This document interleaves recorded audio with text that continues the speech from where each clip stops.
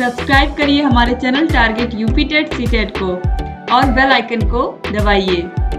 Hello दोस्तों, मैं आनंद स्वागत करता हूं आप सभी का आपके अपने channel target UP TET CTET में। दोस्तों, आपके डीएलएड फोर्थ सेमेस्टर में जो आपका पूरा सिलेबस है, इसमें जितने भी फॉर्मूले हैं, जितने भी सूत्र हैं और जितने भी नियम हैं जो आपको पता होने चाहिए, जिन पे आपके प्रश्न बनते हैं, तो बहुत ही कम समय में यहाँ पे हम प्रयास करेंगे कि मैं यहाँ पे आपको सारे वो नियम बता दूं, सारे फॉर्मूले बता दूं जो आपके परीक्षा में प्रश्न बनेंगे ही बनेंगे। और एक थोड़ी सी प्रैक्टिस रखते हुए और इन फॉर्मूले को सभी को आपको अगर प्रैक्टिस करेंगे तो ये फॉर्मूले आपको याद भी हो जाएंगे, नियम सारे याद हो जाएंगे और बहुत ही आसानी से आप जो है अपने परीक्षा में 20 से अधिक नंबर जो है वो प्राप्त कर सकेंगे। और जितना मैंने पढ़ाया है चैनल पे, अगर वो सब कुछ आपने कर लिया, देखिए पूरा राजन सीरीज मैंने पढ़ाया, पूरा पवन सीरीज, पूरा चैप्टर, ये आपका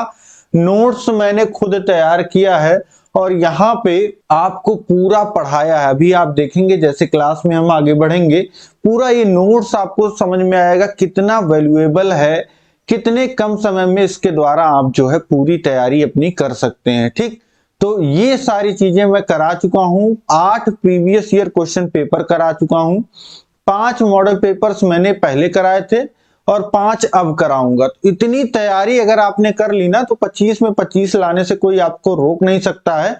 तो उसी क्रम में यहाँ पे हम बहुत ही जल्दी से आज देखने वाले हैं जितने भी आपके फॉर्मूले हैं यहाँ पे चैप्टर वाइज, वो भी हम चैप्टर वाइज देखेंगे। यहाँ पे ये आपके पूरे नोट्स हैं। यहाँ पे देखिए पहला चैप्टर जो आपका आता है करणी और घातांक, इसमें हम पढ़ते हैं कि आपका घातांक क्या होता है, करणी क्या होता है। तो सबसे पहले जब आप घातांक पढ़ते हैं तो आपको पता है कि कहीं पे 10 का 3 बार गुणा हो रहा है तो उसको 10 के घाते 3 लिखते हैं।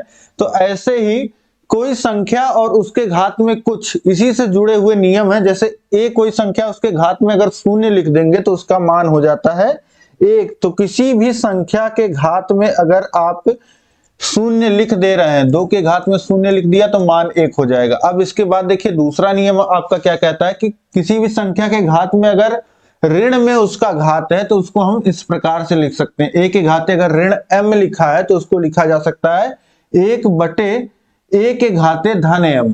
ठीक, यानी कि कहीं पे अगर लिखा हो 2 के घाते ऋण 3 तो इसको लिख सकते हैं 1/2 के घाते 3। ठीक, तो इस तरीके से ये समझ गए। अब देखिए कहीं पे लिखा हो a के घाते m गुणे a के घाते n, यानी कि यहाँ पे आधार समान है और गुणा हो रहा है तो यहाँ पे क्या होगा, इसको लिख सकते हैं बराबर a के घाते m धन n।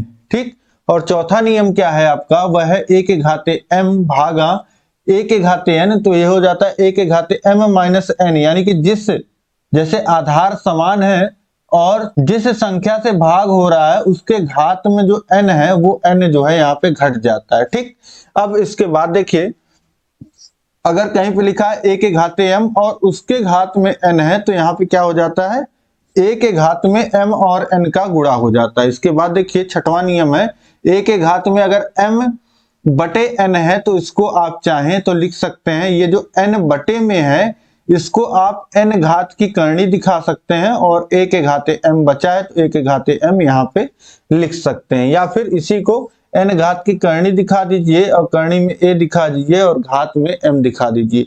ठीक, तो ये आपके 6 घात के नियम हैं जो आपको कहीं ना कहीं इस्तेमाल में आएंगे, प्रश्न इन पे बनेंगे। इसी तरीके से आपके करणी के नियम होते हैं। करणी के नियम आपके क्या होते हैं, देखिए करणी के नियम में जैसे n घात की करणी है और उसमें a है और पूरे के घात n है तो ये क्या हो जाएगा, आपको पता है कि n घात की करणी को हम कैसे लिख सकते हैं, a की घात में 1/n और n पहले से घात में है और घात के ऊपर घात अगर हो जाती तो आपको पता है घातों का गुणा हो जाता है तो 1/n गुणे n हो जाएगा, यानी कि यहाँ पे क्या आ जाएगा, a की घात में 1 यानी कि a आ जाएगा। ठीक, तो ये हो गया आपका पहला नियम। इसके बाद देखिए दूसरा नियम आपका क्या कहता है कि अगर n घात की करणी है और करणी के अंदर a इंटू b हो रहा है तो इसको हम अलग अलग लिख सकते हैं। n घात की करणी a पे लगा देंगे और गुणे n घात की करणी b पे लगा देंगे। ठीक, इसके बाद देखिए तीसरा नियम आपका क्या कहता है, यहाँ पे तीसरा नियम कह रहा है कि अगर n घात की करनी के अंदर a बटे b लिखा हुआ है तो हम अलग से n घात की करनी अंश पे लगा देंगे और n घात की करनी हर पे भी लगा सकते हैं इस तरीके से। ठीक है, इस करनी को हम अलग अलग भी दिखा सकते हैं अंश और हर में, ये नियम कहता है। ठीक, अब इसके बाद देखते हैं अगला नियम है, अगर देखिए कोई संख्या है और इस पे दो बार करनी लगी, एक बार n घात की एक बार m घात की, तो सीधे सीधे एक करनी लगाइए और करनी का आपस में घातों, जो करनी की घात है उनका गुणा कर दीजिए और वह अब नई करनी की घात बन जाएगी और करनी में वही संख्या a रहेगा। अब इसके बाद देखिए जो पांचवा नियम है करनी का, अगर n घात की करनी लगी है a पे और पूरे के घात में m है तो इसको अंदर भी दिखा सकते हैं, यहां ना दिखा करके अंदर भी दिखा सकते हैं। ठीक, इसके बाद देखिए छठवां नियम आपका क्या कहता है, ये है परमेयीकरण का नियम। इसमें क्या होता है कि अगर आपको जैसे बटे में करनी अगर कहीं है तो ये बटे वाली करनी कहीं आपको खत्म करनी होती है, मतलब हर आपको खत्म करके अंश में करनी ले जानी होती, तो क्या करते हैं, जैसे c बटे a प्लस n घात की करनी और करनी के अंदर b हो तो इसी का चिन्ह बदल करके हम ऊपर नीचे गुणा कर देते हैं। जब चिन्ह बदल के ऊपर नीचे गुणा कर देंगे जो हर में है तो यहाँ पे a square minus B square का फॉर्मूला लग जाएगा और ये कहीं ना कहीं समाप्त तो होता दिखेगा आपको, जैसा यहाँ पे एक प्रश्न में दिख रहा है आपको, इसी तरीके से ये समाप्त हो जाता है और आपका प्रश्न जो है हल हो जाता है। ठीक, अब इसके बाद देखिए दूसरा जो टॉपिक है आपका वर्ग वर्गमूल की अवधारणा। ठीक, तो इसमें आपको पता है वर्ग वर्गमूल निकालना और पूरा वर्ग क्या होता है वर्गमूल क्या होता है ये आपको पता है।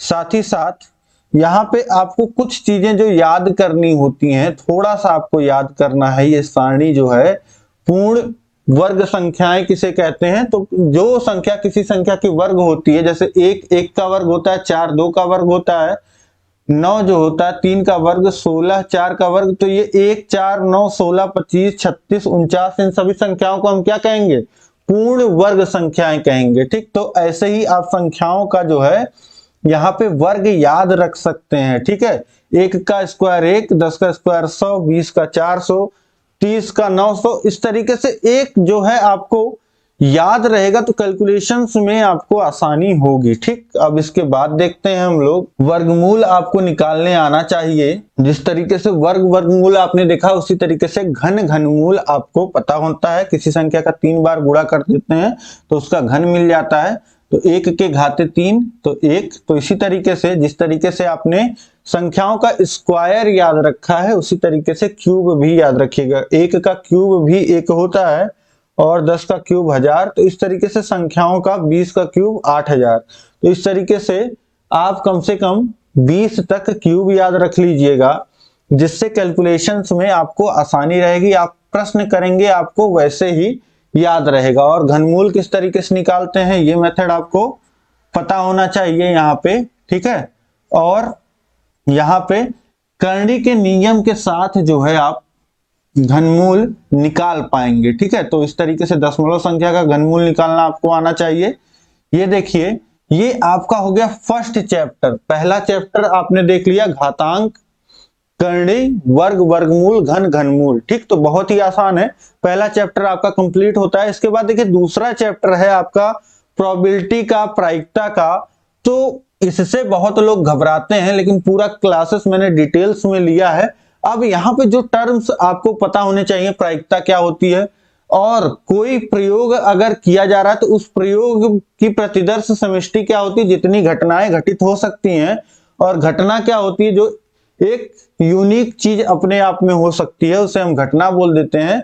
और प्रायिकता होती क्या है, प्रायिकता का फॉर्मूला क्या होता है, तो प्रायिकता का फॉर्मूला होता है अनुकूल घटनाएं बटे कुल घटनाएं। जो हमारे फेवर में घटना हो रही है वो बटे सभी घटनाएं, यही जो गणितीय रूप होता है उसी को हम बोल देते हैं प्रोबेबिलिटी। और प्रोबेबिलिटी हमेशा जो है 0 से बड़ी, और 1 जो प्रोबेबिलिटी का मान आप निकालेंगे 0 से लेकर के 1 तक रहेगा।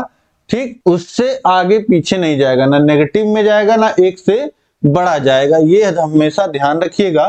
तो ये हो गया आपका प्रोबेबिलिटी में एक ही फॉर्मूला है आपका और बाकी प्रोबेबिलिटी में घटनाएं हैं। एक सिक्का हमने फेंका तो क्या क्या आपकी प्रतिदर्श समष्टि हो सकती है, दो सिक्के एक साथ फेंके तो क्या क्या प्रतिदर्श समष्टि हो सकती है, मतलब क्या क्या घटनाएं घटित हो सकती हैं।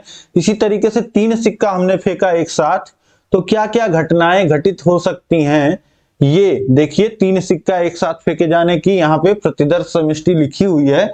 इसी तरीके से हम अगर किसी पासे को फेंकते हैं तो क्या क्या घटनाएं घटित हो सकती हैं, 1 से लेकर के 6 तक कुछ भी आ सकता है। और इसके बाद अगर दो पासे एक साथ फेंके जाते हैं तो क्या क्या घटनाएं घटित हो सकती हैं, ये 36 घटनाएं होती हैं। ये सारी चीजें आपको पता होने चाहिए और आप बहुत ही आसानी से प्रोबेबिलिटी वाला चैप्टर जो है अपना आप कंप्लीट कर लेंगे। कुछ भी नहीं है प्रायिकता में, जितना आपके परीक्षा में प्रोबेबिलिटी पूछा जाता है आप चुटकी में यू जो है, जो 2 मिनट में मैंने आपको फॉर्मूला बताया वैसे ही आप जो है एक बार बस क्लास अटेंड कर लोगे, आपको सारा समझ में आ जाएगा। फॉर्मूले वाली क्लास है तो मैं जल्दी जल्दी यहाँ पे आपको बता रहा हूं। इसके बाद देखिए और भी आसान टॉपिक आपका माध्यिका और बहुलक। माध्यिका क्या होता है, कोई भी आंकड़े दिए गए हैं तो बिल्कुल उसको क्रम से लगा लीजिए, बढ़ते क्रम में या घटते हुए क्रम में आंकड़ों को लगा लीजिए। संख्याओं को आपको पता है कौन सी छोटी संख्या होती है कौन सी बड़ी संख्या, उनको क्रम से लगाइए। जो बीचों बीच की संख्या होती है वही होती है माध्यिका। ठीक, अब इसका एक फॉर्मूला होता है, अगर दिए गए आंकड़े विषम है तो ये फॉर्मूला लगता है आपका माध्यिका का n/1/2वां पद, जहां n आंकड़ों की संख्या होती है और यहाँ पे n जो होता है ये आपका विषम होता है, यानी कि आंकड़े 3 दिए होंगे, 5 दिए होंगे, 7 दिए होंगे, 9 दिए होंगे, 11 दिए होंगे। अगर आंकड़े आपको मान लेते हैं सम दिए गए हैं, दो आंकड़ा दिया गया है 4, 6, 10, 12, 14, 16, इस तरीके से आंकड़े दिए गए हैं, आंकड़ों की संख्या जितनी संख्याएं दी गई हैं, तब माध्यिका का फॉर्मूला ये लगता है। यहां पे देखिए दो पदों का योग होता है, एक n/2 वां पद और धन n/2 धन 1, ये धन 1 अलग से है और यहां पे जो पिछले फॉर्मूले में धन था ये अंश में जुड़ रहा है और ये भिन्न से अलग धन 1 हो रहा है। ये हमेशा ध्यान में रखिएगा दोनों फॉर्मूले में। और यहाँ पे वहां पे बस एक पद n/1/2वें पद का मान, एक पद का मान आपको निकाल लेना था और वही पद का मान आपको रख देना था, वही आपकी माध्यिका हो जाती। लेकिन यहाँ पे दो पद का आप मान रखेंगे और उसका 1/2 उसका आधा करेंगे, दो पदों का जोड़ करके उसका आधा करेंगे तो आपको माध्यिका यहाँ पे मिलेगी। ठीक, तो इस तरीके से माध्यिका आप निकाल लोगे। और आपको बहुलक पता होगा, बहुलक कैसे निकाला जाता है, तो बहुलक निकाला जाता है, बहुलक क्या होता है, किसी भी आंकड़े में जो संख्या सबसे अधिक बार आई होती है वो हमारी क्या होती है, बहुलक होती है। और यहाँ पे आपको माध्यिका निकालने में जो है ये आंकड़ों वाला पता होना चाहिए और जब सारणी दिया हो तो एक, जब इस तरीके से सारणी दिया होगा तो एक सारणी और आपको संचयी बारंबारता बनाना होगा, वो आपको पता होना चाहिए किस तरीके से बनाते हैं। तो ये आपका हो जाएगा माध्यिका और बहुलक। ठीक, तो इस तरीके से आप ये चैप्टर बहुत ही आसानी से कर लोगे। इसके बाद आता है यहाँ पे जहां पे आपका सबसे अधिक डर रहता है, उसको मैंने आपको सबसे आसानी से पढ़ाया है।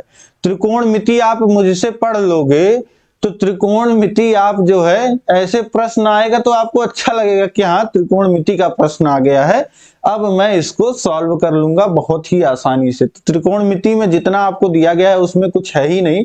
त्रिकोणमिति का मतलब होता है आपके त्रिभुज, त्रिकोणमिति जितना भी है आपका समकोण त्रिभुज में होता है। समकोण त्रिभुज जिसमें एक कोण 90 अंश का होता है उसे हम समकोण त्रिभुज कहते हैं। और त्रिकोणमिति का जितना फॉर्मूला लगता है, अगर कहीं पे त्रिकोणमिति लिख दिया तो आपको पता चल जाना चाहिए कि समकोण त्रिभुज की बात आ गई है। और समकोण त्रिभुज में एक प्रमेय लगता है जिसे हम बोलते हैं पाइथागोरस प्रमेय। ये जो सबसे लंबी वाली भुजा होती है जिसे हम बोलते हैं कर्ण, इसका जो वर्ग होता है, इसकी जो लंबाई का स्क्वायर होता है वह बराबर होता है बाकी दोनों भुजाओं के स्क्वायर के योग के बराबर, यानी कि कर्ण का वर्ग होता है कर्ण का वर्ग जो होता है ये बराबर होता है लंब के वर्ग धन आधार के वर्ग के बराबर। ठीक है, तो इस तरीके से यहां पे ये आप समझ गए। अगर जैसे ये 5, 4 और 3 हो सकता है, ठीक है, तो इस तरीके से ये आप समझ पा रहे होंगे। अब इसमें कुछ अनुपात होते हैं जो आपको पता होने चाहिए। देखिए, एक छोटा सा ट्रिक होता है लाल बटे कक्का। एल मतलब लंब, के मतलब कर्ण और ए मतलब आधार। अब देखिए एल बाई के, तो साइन थीटा बराबर होता है लंब बटे कर्ण, और इसी तरीके से कॉस थीटा, इसके बाद आता है कॉस थीटा आधार बटे कर्ण, आधार बटे कर्ण, और टैन थीटा लंब बटे आधार। तो इस फॉर्मूले से आप क्या करेंगे, ये साइन कॉस टैन आपको याद हो गए, और साइन का उल्टा कोसेक होता है, तो कोसेक हो जाएगा कर्ण बटे लंब, और सेक हो जाएगा कर्ण बटे आधार, और कॉट हो जाएगा आधार बटे लंब।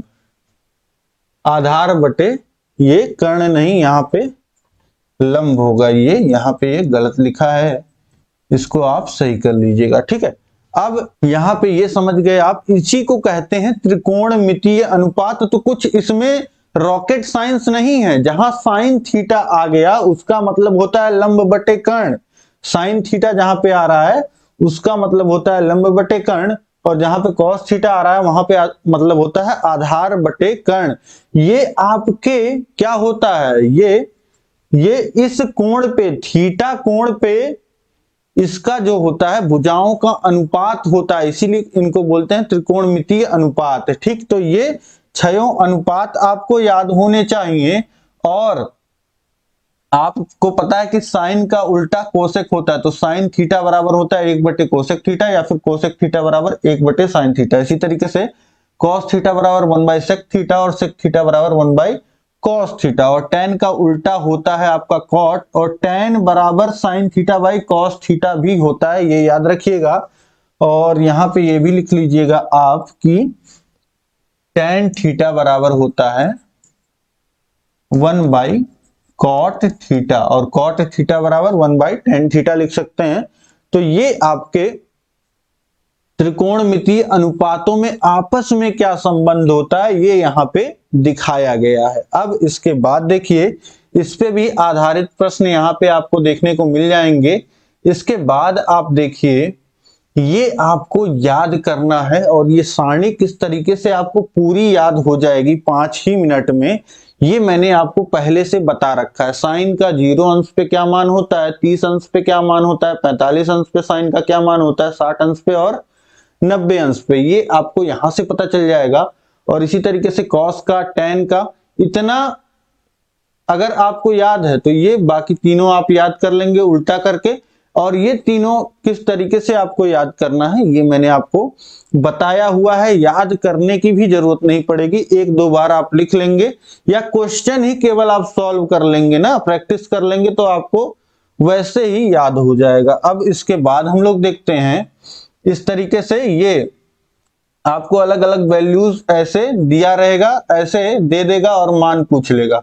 तो आपको जब cot 45 का मान, sin 45 का मान, cos 45 का मान पता रहेगा तब आप सॉल्व कर पाओगे प्रश्न को। अब इसके बाद हम लोग देखते हैं त्रिकोणमितीय सर्वसमीकाओं को। ये आपके फॉर्मूले हैं, जैसे a प्लस बी का whole square, a square plus B square plus 2ab होता है, वैसे ही ये आपकी त्रिकोणमिति में सर्वसमीकाएं हैं। थीटा का कोई भी मान हो, ये जो होता है साइन स्क्वायर थीटा और कॉस स्क्वायर थीटा का मान हमेशा 1 होता है। इसी तरीके से 1 प्लस टेन स्क्वायर थीटा का मान हमेशा सेक स्क्वायर थीटा होता है, और 1 प्लस कॉट स्क्वायर थीटा का मान कोसेक स्क्वायर थीटा, ये हमेशा जो है सही रहेगा। अब ये देखिए कि अगर कहीं पे लिखा है साइन 90 माइनस थीटा तो उसे आप कॉस थीटा लिख सकते हैं, कॉस 90 माइनस थीटा को साइन थीटा, और टेन 90 माइनस थीटा को कॉट थीटा। यानी कि साइन कॉस में बदलता है, कॉस साइन में, टैन कॉट में, और कॉट टैन में, और सेक कोसेक में, कोसेक सेक में।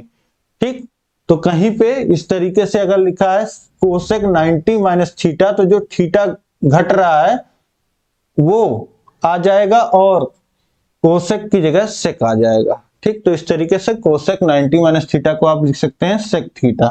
अब इसके बाद देखिए यहाँ पे इतनी ही चीजें जो है आपको मालूम होनी चाहिए थी त्रिकोणमिति में, जिससे आप सभी प्रश्नों को त्रिकोणमिति के सॉल्व कर पाओगे। तो 3 चैप्टर्स, यहाँ पे 3 चैप्टर्स का फॉर्मूला आपने देख लिया। इसके बाद देखिए चौथा चैप्टर, ये आपकी ज्योमेट्री है। आप डेली लाइफ में चीजें आप देखते हैं, सिलेंडर देखते हैं आप, ठीक है। तो सिलेंडर में इस तरीके से सिलेंडर आप देखते हैं या ड्रम देखते हैं, पानी वाला ड्रम देखते हैं, तो इस सब में क्या होता है, आयतन होता है। एक आयतन होता है, 3D आकृतियां ये होती हैं। ड्रम में आप क्या करते हैं, पानी भर पाते हैं। पानी, जैसे आपकी टंकी है, छत पे आप पानी की टंकी रखी होगी आपकी, तो 500 लीटर की टंकी होती है। तो उसको दिमाग में इमेजिन करिए, कुछ रिलेट करिए, तब पढ़िए, तब आपको ये चीजें यहाँ पे अच्छे से समझ में आएंगी। आपके सिलेबस में है लंबवृत्तीय बेलन, या कि बिल्कुल सीधा आपका जो है बेलन है। अब इस बेलन में क्या होता है, इस बेलन में ये बेलन किस प्रकार से बनता है, किस प्रकार से, और इस बेलन में क्या क्या चीजें होती हैं। अब देखिए कोई भी आकृति है तो जो जगह घेर रही है स्पेस में, उसमें अपना आयतन होता है, ठीक है। जैसा मैंने आपको बताया कि पानी की टंकी आपकी छत पे लगी है, उसमें 500 लीटर, लगभग 500 लीटर, 1000 लीटर ऐसी टंकी आपकी छतों पे लगी रहती है, प्लास्टिक वाली जो आती है।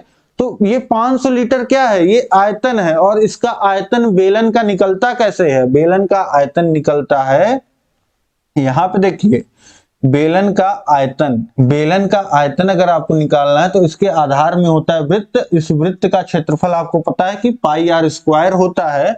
और इसका अगर आपको आयतन निकालना है तो जो आधार का क्षेत्रफल है उसमें ऊंचाई का गुणा कर देंगे, तो pi R square into H ये हो जाता है उसका आयतन बेलन का, ठीक।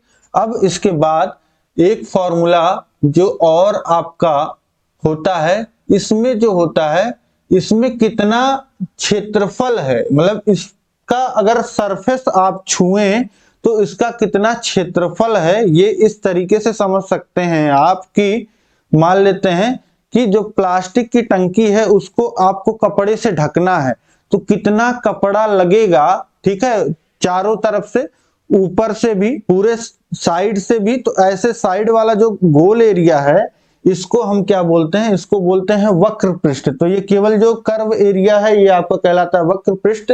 और ये ऊपर जो है और ये जो नीचे है ये आपका वृत्तीय फॉर्म में होता है, इसको बोलते हैं आधार। तो ये आधार अगर संपूर्ण कहीं पे बोलता है तो अलग फॉर्मूला लगता है, संपूर्ण पृष्ठीय क्षेत्रफल और केवल वक्र पृष्ठीय क्षेत्रफल आपसे पूछेगा तो दोनों का फॉर्मूला अलग होगा। जैसे कि यहाँ पे बोला है कि एक बेलन का जो पृष्ठीय क्षेत्रफल होता है वह कितना होता है, 2 पाई आर, इसके आधार का जो परिधि होता है, वृत्त का परिधि और गुणे ऊंचाई h, तो ये हो जाता है बेलन के पृष्ठीय क्षेत्रफल। और अगर बेलन के संपूर्ण पृष्ठ का बात किया जाए, संपूर्ण पृष्ठीय क्षेत्रफल, तो ये ऊपर वाला और नीचे वाला जो है इसका क्षेत्रफल यहाँ पे जुड़ जाता है। यानी कि ऊपर और नीचे का देखेंगे तो pi R square 2 pi R square, और बेलन का संपूर्ण पृष्ठीय क्षेत्रफल जो होता है वो हो जाता है 2 पाई आर इंटू एच, यानी कि ये वक्र पृष्ठ और धन ऊपर नीचे जो वृत्त हैं उनका क्षेत्रफल, यानी कि 2 पाई आर स्क्वायर। तो कई जगह आपको ऐसा देखने को लिखा, बेलन का संपूर्ण पृष्ठीय क्षेत्रफल, यहाँ पर 2 पाई आर कॉमन ले लेंगे तो एच प्लस आर ये फॉर्मूला आपको मिल जाएगा। तो चाहे ऐसे याद रखिए चाहे ऐसे याद रखिए, कैसे भी याद रखिए, आपको इस फॉर्मूले पे परीक्षा में प्रश्न देखने को मिलेगा, ठीक। तो ये हो गया बेलन में आयतन, पृष्ठ, पृष्ठीय, वक्र पृष्ठीय क्षेत्रफल और संपूर्ण पृष्ठीय क्षेत्रफल, इतना ही फॉर्मूला होता है। और इसी पे जो है आपका पूरा जितने भी प्रश्न होते हैं बन जाते हैं। इसी तरीके से अब देखिए लंबवृत्तीय शंकु, लंबवृत्तीय शंकु आपने जोकर की टोपी देखी होगी, तो ये जो लंबवत ऊंचाई है इसे बोलते हैं एच, और ये जो इस तरीके से इसको बोलते हैं तिरछी ऊंचाई, ये तिरछी ऊंचाई होती है। और नीचे भी इसमें भी वृत्त होता है, त्रिज्या आर होती है, ठीक। तो ये 3 चीजें लंबवृत्त ये आपके कोण में हो गई, ठीक है, शंकु में। अब यहाँ पे शंकु, ये जोकर की टोपी आप देख पा रहे हैं, तो इसमें भी आयतन होगा, इसका जो आयतन होता है, पहले पृष्ठीय क्षेत्रफल देख लीजिए, तो इसका पृष्ठीय क्षेत्रफल जो होता है वो होता है पाई आर एल। पाई आर एल, तो पाई इंटू आर त्रिज्या, एल तिरछी ऊंचाई, ठीक। और संपूर्ण पृष्ठीय क्षेत्रफल की अगर बात की जाए तो इस वृत्त का क्षेत्रफल, एक ही वृत्त है, जोड़ दीजिए तो pi R L plus pi R square. तो इसको चाहे तो इस तरीके से भी लिख सकते हैं, पाई आर इंटू ब्रैकेट में एल प्लस आर। ये हो जाएगा आपका शंकु का पृष्ठीय क्षेत्रफल और संपूर्ण पृष्ठीय क्षेत्रफल, ठीक। इस पे आधारित प्रश्न आपको मिल जाएंगे। और इसके बाद जो है इसके आयतन का फॉर्मूला, तो इसका जो लंबवृत्तीय बेलन का आयतन होता है उसका 1/3 कर दीजिए तो इसका आयतन आपको मिल जाता है। लंबवृत्तीय बेलन का कितना होता है, पाई आर स्क्वायर इंटू एच, तो इसका कितना हो जाता है 1/3 पाई आर स्क्वायर एच। तो ये एक ही आयतन के फॉर्मूले से आपको दोनों याद हो गया। एक अगर देखिए सेम त्रिज्या और सेम ऊंचाई का अगर बेलन हम बनाएं और इसी त्रिज्या का और इसी ऊंचाई का शंकु बनाएं, तो बेलन का जितना आयतन होगा उसका 1/3 कर दीजिए, 3 से भाग दे दीजिए, तो आपको मिल जाएगा किसका, शंकु का आयतन, ठीक। तो इस तरीके से ये आप समझ गए। अब शंकु का यहाँ पे पृष्ठ और संपूर्ण पृष्ठ और आयतन, ये 3 चीजें बस आपको यहाँ पे समझनी थी, ठीक। तो 2 आकृतियां बस यहाँ पे आपको पढ़नी थी, आपका लंबवृत्तीय बेलन और लंबवृत्तीय शंकु, इसी पे आधारित आपको प्रश्न मिल जाएगा 2 नंबर का कम से कम। तो यहाँ पे आप देखिए कि नंबर आपको तुरंत जो है मिलते जा रहे हैं। इसके बाद देखिए द्विघातीय एवं रेखीय समीकरण, तो इसमें क्या करना होता है, इसमें कौन सा, इसमें कोई फॉर्मूला नहीं है, इसमें बस आपको क्या करने आना चाहिए, आपको अगर इस तरीके से समीकरण दिए हैं तो x का मान निकालना, अगर हल करने को बोला है तो x का मान निकालना होता है। अगर द्विघातीय समीकरण है तो x के 2 मान निकलेंगे, ये समझ लीजिएगा। और आपसे गुणनखंड करने को बोलेगा तो आपको, ये आपकी स्टैंडर्ड इक्वेशन होती है ax² + bx + c, इससे कंपेयर कर लेना होगा आपको। जैसे कि यहाँ पे a का मान 1, b का मान -1 और c का मान -10, और a इंटू सी आप निकालेंगे और b के मान को ऐसे तोड़ेंगे कि a इंटू सी के मान के बराबर आ जाए और जोड़ने पे b के मान के खुद के बराबर आ जाए। इस तरीके से आप गुणनखंड कर पाओगे और आप समीकरण को हल कर पाओगे, ठीक है, x की वैल्यूज निकल पाओगे। ये तो बात हो गई द्विघातीय समीकरण की। अब आपको ऐसा समीकरण भी देखने को मिलेगा, जैसे उसमें क्या था, केवल x आ रहा था और x की घात 2 आ रही थी और कहीं पे x² x आ रहा था, और यहाँ पे मतलब चर एक ही था, वहां पे वेरिएबल एक ही था। अब लेकिन यहाँ पे आपको वेरिएबल 2 मिलने वाले हैं, चर 2 मिलने वाले, x भी मिलेगा उसी के साथ y भी मिलेगा, लेकिन आपको सॉल्व करने के लिए 2 समीकरण भी मिलेंगे, ठीक है। जैसा कि 2 अज्ञात राशि वाले रेखीय समीकरण और युगपत समीकरण, तो यहाँ पे 2 विधियां होती हैं इन समीकरण को हल करने का, प्रतिस्थापन विधि, विलोपन विधि। तो ये विधियां आपको पता होनी चाहिए, यही इसका फॉर्मूला है, आप समझ लीजिए आपके इस चैप्टर का, ठीक। अब इसके बाद जो है आपका नेक्स्ट चैप्टर है वृत्त, सर्कल। अब आपको पता है कि कहीं पे एक फिक्स पॉइंट हो और उससे एक फिक्स दूरी अगर हम ले लें, कोई एक फिक्स पॉइंट कर लें और इससे एक फिक्स दूरी बना लें और उसी फिक्स दूरी पे जो है हम घूमते रहें तो हमको क्या स्ट्रक्चर मिल जाता है, वृत्त मिल जाता है। और ये जो फिक्स दूरी होती है उसको हम कहते हैं त्रिज्या, और ये जो फिक्स पॉइंट होता है उसको हम कहते हैं केंद्र, और जिसपे ये चल रहे हैं इसको हम बोलते हैं क्या, परिधि बोलते हैं, ठीक। तो इस तरीके से ये आप सारी चीजें समझ गए, वृत्त के बारे में सारी परिभाषाएं इसी एग्जाम्पल से आप समझ गए। और पाई होता है, पाई आपको हर जगह देखने को मिलेगा, जिसकी वैल्यू हम 22/7 सॉल्व करने के लिए लिखते हैं, लेकिन इसकी एग्जैक्ट वैल्यू जो होती है वह होती है 3.141534, ऐसे करके ये वैल्यू खत्म नहीं होती है। और पाई जो होती है आपकी अपरिमेय संख्या होती है, परिमेय नहीं होती। भले आपको p/q के रूप में यहाँ पे दिख रहा होगा, लेकिन ये एग्जैक्ट वैल्यू नहीं है, और एग्जैक्ट वैल्यू को आप इस तरीके से p/q के रूप में दर्शा नहीं सकते, इसलिए पाई जो होता है अपरिमेय संख्या होती है। वैसे आप जहां भी आपको प्रश्न में पाई का मान इस्तेमाल करना हो, पहले देख लीजिए कि पाई के मान में बटे में अगर 22/7 रखते हैं तो 7 से कटने वाली संख्या है कि नहीं है। अगर 7 से कटने वाली संख्या है तो पाई का मान रख दीजिएगा, और नहीं कटने वाली है तो पाई का मान वैसे पाई ही रहने दीजिएगा। ठीक, तो इस तरीके से।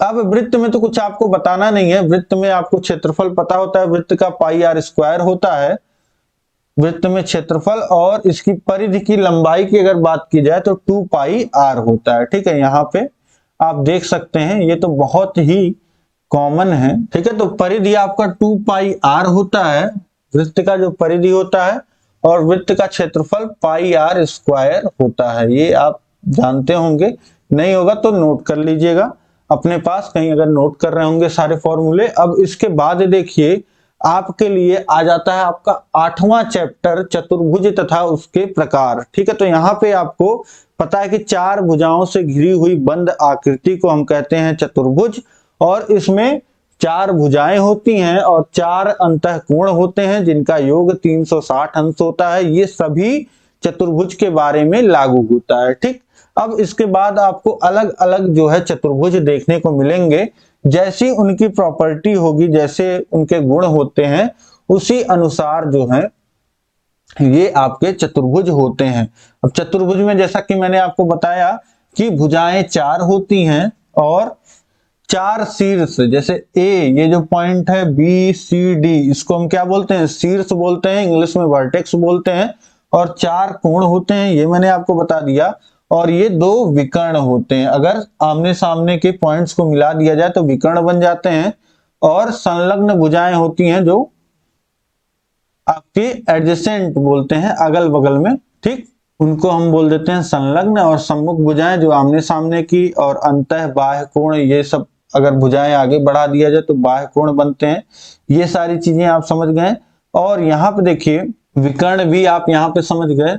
अब समझिए कि वर्ग, पहला जो आपका चतुर्भुज का टाइप है वो क्या है, वो यहाँ पे है वर्ग, स्क्वायर जिसे बोलते हैं। इसमें क्या होता है कि चारों भुजाएं आपकी बराबर होती हैं, और चारों कोण जो होते हैं वो आपके कितने अंश के होते हैं, 90 अंश के होते हैं। ठीक, तो वर्ग के बारे में आपको बताना नहीं है। इसी तरीके से आयत, रेक्टेंगल में क्या होता है, आमने सामने की भुजाएं बराबर होती हैं, सभी कोण 90 अंश के होते हैं।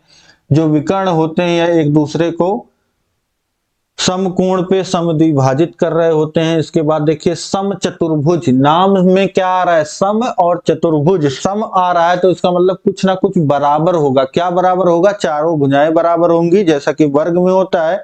लेकिन ये वर्ग नहीं है, क्योंकि ये थोड़ा सा तिरछा होता है, टिल्ट होता है, इसका कोण जो है वो 90 अंश का नहीं होता है। ठीक, तो ये हो जाता है आपका सम चतुर्भुज। और इसकी प्रॉपर्टी की बात की जाए तो एक प्रॉपर्टी पे आपको प्रश्न देखने को मिलेगा, इसके जो विकर्ण होते हैं वो एक दूसरे को लंबवत काटते हैं और बराबर भागों में बांट रहे होते हैं। जैसे इस विकर्ण ने इस विकर्ण को काटा तो ये और ये जो होता है बराबर होता है, और ये जो होता है ये बराबर होता है, और ये कोण जो होता है 90 अंश का होता है। तो ये होता है सम चतुर्भुज का प्रॉपर्टी। इसके बाद देखिए समांतर चतुर्भुज क्या होता है आपका, समांतर चतुर्भुज जिसकी दोनों भुजाएं जो होते हैं, दोनों युग्म जो होते हैं, मतलब कि चारों भुजाएं एक तरीके से कह सकते हैं, या 2 युग्म आपके आपस में समांतर होते हैं, ये आपका समांतर चतुर्भुज। समलंब चतुर्भुज में कोई एक पेयर जो होता है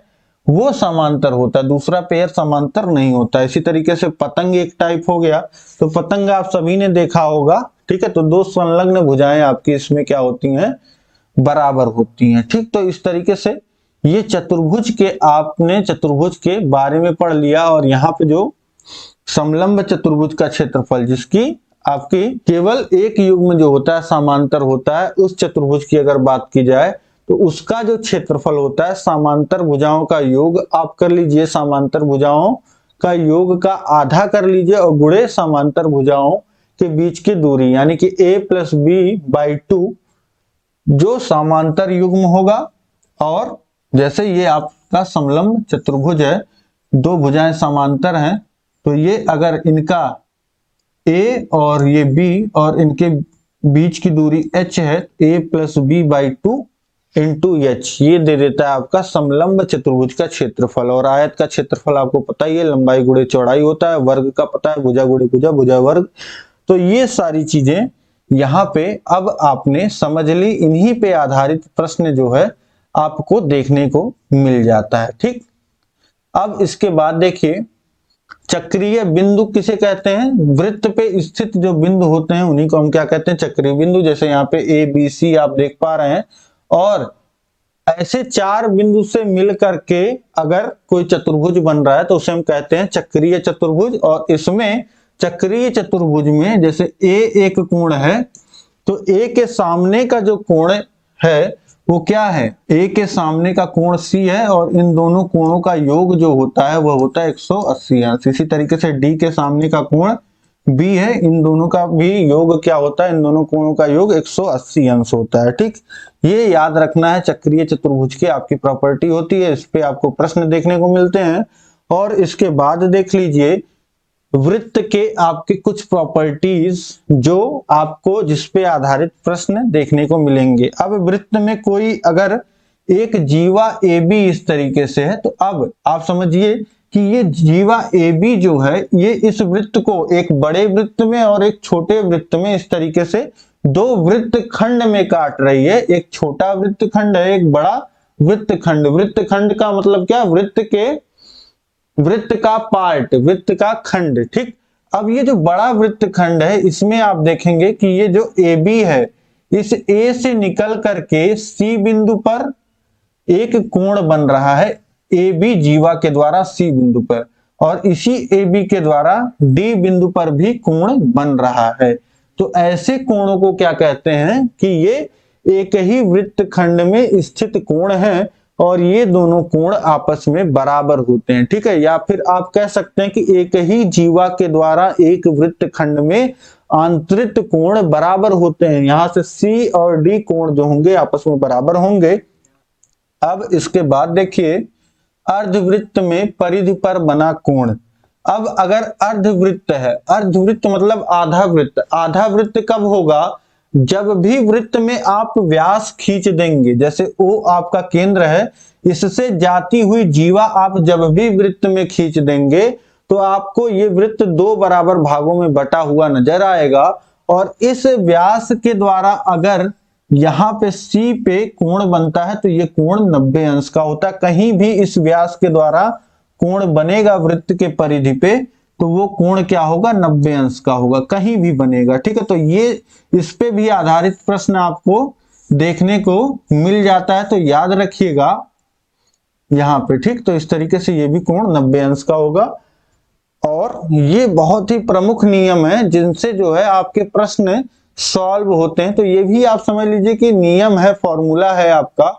और इसके बाद देखिए, जो कुछ सूत्र आपको याद होने चाहिए, हमेशा आपके इस्तेमाल में आते हैं यहाँ पे ये सूत्र। a प्लस बी का whole square, A square plus 2ab plus B square होता है।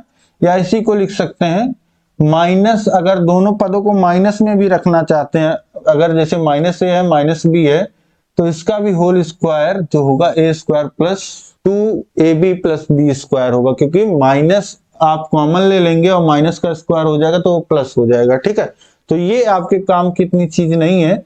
अब इसके बाद देखिए, a माइनस बी का होल स्क्वायर अगर हो तो इसको लिखते हैं A square minus 2ab plus B square. और कहीं पे लिखा हो a माइनस बी एक ब्रैकेट में और दूसरे ब्रैकेट में a प्लस बी, तो ये होता है A square minus B square. और a प्लस बी प्लस सी का होल स्क्वायर क्या होता है? अगर 3 पदों का योग हो रहा हो और उनका वर्ग हो रहा हो तो ये होता है A square plus B square plus C square plus 2ab plus 2bc plus 2ca। इसी तरीके से अगर a प्लस बी और माइनस सी का होल स्क्वायर हो रहा हो तो जितने c वाले पद हैं, सी स्क्वायर को छोड़ के सी का स्क्वायर माइनस सी का स्क्वायर कितना होगा? प्लस सी का स्क्वायर हो जाएगा। ठीक, तो इसीलिए ये पद माइनस में नहीं होगा। यानी कि जहां पे अकेले सी आ रहा है, जैसे 2bc में सी की घात क्या है? 1 है, तो यहाँ नेगेटिव होगा, और 2ca में भी नेगेटिव हो जाएगा।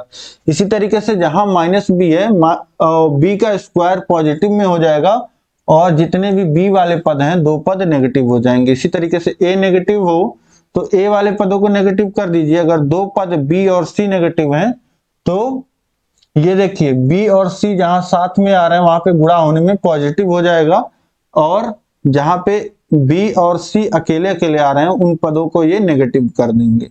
अब इसके बाद देखिए a प्लस बी का होल क्यूब, ये क्या होता है a cube plus B cube plus 3ab, और ब्रैकेट में a प्लस बी, और a माइनस बी का होल क्यूब क्या होता है a cube minus B cube, B cube यानी कि माइनस बी का 3 बार गुणा, माइनस का 3 बार गुणा करेंगे तो माइनस ही आ जाएगा, और बी का क्यूब बी क्यूब, तो माइनस बी क्यूब हो जाएगा, और यहाँ माइनस 3ab, और यहाँ पे भी जहां प्लस बी था वहां माइनस बी हो जाएगा बस। ठीक है, अब इसके बाद देखिए a cube plus B cube का फॉर्मूला, तो दो फॉर्मूले होते हैं, आप चाहें तो a cube plus B cube यहां से निकाल सकते हैं, a cube plus B cube, जैसा कि इसके फॉर्मूले में था a क्यूब प्लस बी के होल क्यूब का, a प्लस बी के होल क्यूब के फॉर्मूले में था, तो यहां पे आप क्या करेंगे प्लस 3ab इंटू ए प्लस बी को इधर भेज देंगे तो आपको यही फॉर्मूला मिल जाएगा, ये वाला। और अलग एक फॉर्मूला होता है a cube plus B cube का, a cube plus B cube को लिख सकते हैं एक ब्रैकेट में a प्लस बी और दूसरे ब्रैकेट में a square minus A B plus B square. ठीक, अब इसके बाद देखिए a cube minus B cube का अगर फॉर्मूला लिखना हो तो इसको क्या लिखते हैं a माइनस बी का होल क्यूब प्लस 3ab और ब्रैकेट में a माइनस बी, इस वाले फॉर्मूले से देखिए आ जाएगा इतना। ठीक, अब इसके बाद देखिए a cube minus B cube को इतना भी लिख सकते हैं, ये भी एक फॉर्मूला होता है, एक ब्रैकेट में a माइनस बी और दूसरे ब्रैकेट में a square plus A B plus B square. ठीक, तो ये सारे फॉर्मूले आपको याद रखने हैं, ये आपके बीजगणितीय सूत्र होते हैं, जगह जगह आपके ये इस्तेमाल में आएंगे जहां आपको प्रश्न सॉल्व करना होगा। ठीक है, तो इस तरीके से ये पूरा सिलेबस यहाँ पे जितने भी फॉर्मूले थे, जितने भी आपके नियम थे, सब कुछ मैंने आपको बता दिया। इसी पे आपके प्रश्न बनेंगे, इन्हीं प्रश्नों की जितनी प्रैक्टिस आप करेंगे उतना ही अच्छा आपका गणित का पेपर जाएगा। ठीक है, तो सिंपल सी बात है, डेली आप जो है समय दीजिए मैथ को, आधे घंटे डेली मैं आपको प्रैक्टिस कराता हूं, और इतना प्रैक्टिस मैं ऑलरेडी आपको करा चुका हूं कि अब आपकी जिम्मेदारी बनती है पूरी प्रैक्टिस करने की। ठीक है, तो कहीं भी आपको थोड़ा सा भी डाउट है, इसकी पीडीएफ आपको चाहिए पूरे सिलेबस की, देखिए 60 पेज का ये आपका नोट्स है जो आपको बहुत ही आसानी से आपको मिल जाएगा। नीचे डिस्क्रिप्शन में हमारा लिंक दिया गया है ऐप का, ऐप से आप प्राप्त कर सकते हैं, या यहाँ पे नंबर दिया गया है वहां से आप कांटेक्ट करके इस पीडीएफ को प्राप्त कर सकते हैं। और इतना अगर आपने पढ़ लिया तो 25 में 25 लाने से आपको कोई नहीं रोक सकता है। ठीक है, तो उम्मीद है कि आपको यह क्लास बहुत अच्छी लगी होगी और इसको बहुत शेयर करेंगे आप। जितना प्रयास मैंने इसमें किया है उतना ही प्रयास आप करिए शेयर करने में और अपने पढ़ाई करने में। ठीक है, तो इस क्लास को लाइक करिए, चैनल पे नए हैं तो चैनल को सब्सक्राइब कर लीजिए, सभी मित्रों में शेयर करिएगा, सभी ग्रुपों में शेयर करिएगा, और जहां कहीं भी डाउट आए यहाँ पे नंबर दिया गया है। कैसा लगा यह क्लास आप कमेंट करके बताइएगा। मिलेंगे हम लोग नेक्स्ट क्लास में, आपके लिए इसी पे मैं आपको एक मास्टर क्लास भी दूंगा जिससे आपकी पूरी तैयारी, हर एक प्रश्न को भी हम प्रैक्टिस करेंगे। ठीक है, तो उम्मीद है आप बताइएगा कि आपको मास्टर क्लास चाहिए कि नहीं चाहिए, और मुझे पता है बहुत सारे स्टूडेंट्स को चाहिए, लेकिन फिर भी आप लोग सभी लोग कमेंट्स करिएगा। एक बार फिर से मिलते हैं नेक्स्ट क्लास में। जय हिंद, जय भारत।